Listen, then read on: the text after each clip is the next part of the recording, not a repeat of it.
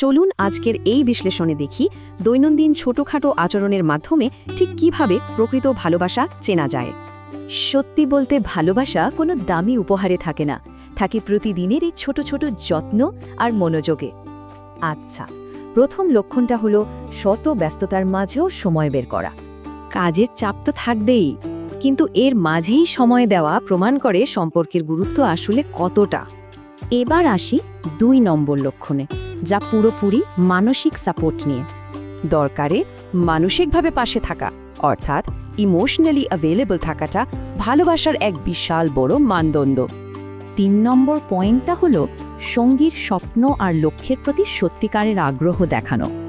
হ্যাঁ, সঙ্গীকে সামনে এগোতে উৎসাহ দেওয়াটা যে কোনো সম্পর্কের জন্য একটা মস্ত বড় গ্রিন ফ্ল্যাগ।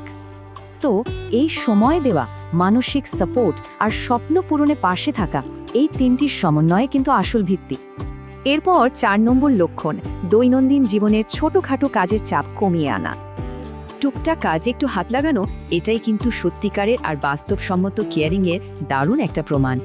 ৫ নম্বর পয়েন্টটা খুবই জরুরি, আচরণের সম্পূর্ণ ধারাবাহিকতা বা কনসিস্টেন্সি থাকা। আজ ভালো কাল খারাপ, এই মিশ্র আচরণ কিন্তু একটা সুপ্ত রেড ফ্ল্যাগ। ভালোবাসায় ধারাবাহিকতা মাস্ট।